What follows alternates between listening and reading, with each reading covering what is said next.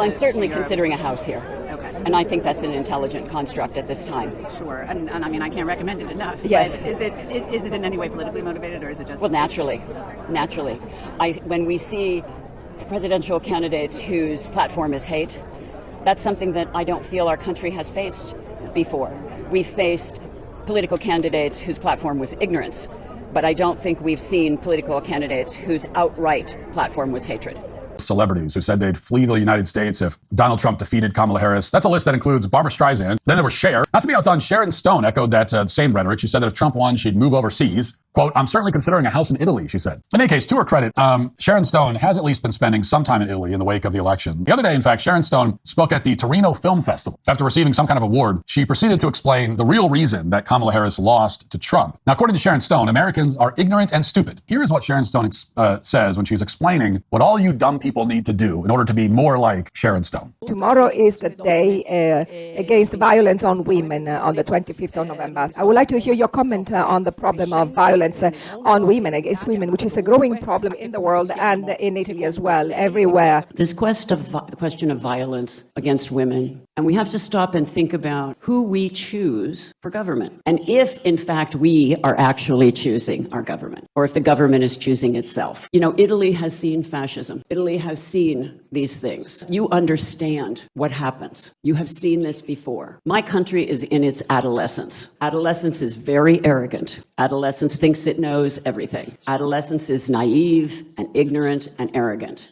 And we are in our ignorant, arrogant adolescence. We haven't seen this before in our country. Americans who don't travel, who 80% don't have a passport, who are uneducated, are in their extraordinary naivete. What I can say is that the only way that we can help with these issues is to help each other. Now, we can't just say that women should help women, because that's the only way we have survived so far. We must say that good men must help good men, and those good men must be very aware that a lot of your friends are not good men. And you can't continue to pretend that your friends are good men when they are not good men. And you must be very clear-minded and understand that your friends who are not good men are dangerous, violent men. And you have to keep them away from your daughters, your wives, and your girlfriends. Because this is a time when we can no longer look away when bad men are bad. Watching a comedian the other night, and he said, I asked a woman to dinner, and she said yes. And it was such a brave thing for her to do. Because the only real thing, the number one killer of women in the world today is men. For men, the number one killer is heart disease. The number one killer for women is men. It is very important to remember that, men. Very important to remember that. Thank you. Here's the CDC, for example. Quote, heart disease is the leading cause of death for women in the United States, killing 310,661 women in 2021, or about 1 in every 5 female deaths. In other words, the top cause of death among women is the same as the top cause among men. And by the way, it's not like men are the number 2 cause of death among women. The number 2 cause of death is cancer. Then there's accidents, respiratory disease, Alzheimer's, diabetes, kidney disease, liver disease, and on and on. Murder by men doesn't even make the list.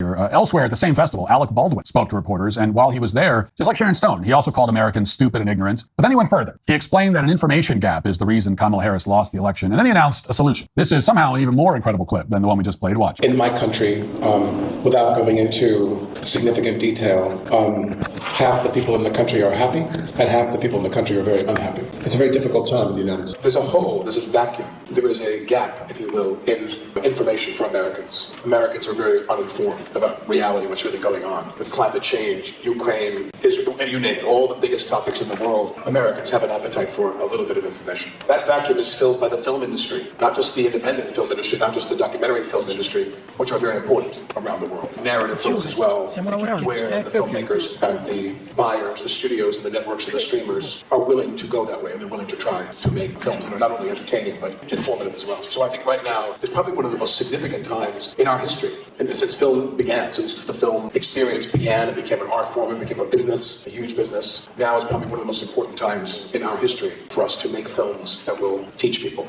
about what reality is around the world. The film industry is going to educate all these dumb Americans who don't respect the political insights of Alec Baldwin. Alec Baldwin says, People are going to flock to movie theaters and Netflix to figure out who they should vote for. Infamous quote from Michelle Obama from February of 2008. Well, we all probably remember this. She said she was finally proud of her country for the first time in her life when Barack Obama's presidential bid started to take off. For the first time in my adult lifetime, I'm really proud of my country. And not just because Barack has done well, but because I think people are hungry for change. Newly crowned Miss Universe Victoria Thielvig is facing intense criticism after a TikTok video showed her using a racial slur. Thielvig, representing Denmark, won the 73rd Miss Universe title on November 16th in Mexico City, where she competed against 120 other beauty pageant hopefuls. Her selection as a winner was seen as a victory for the anti-woke. The 2023 competition featured married, plus-sized, and transgender contestants. I be spiked out, I could trip a referee. Tell by my attitude that I'm most definitely.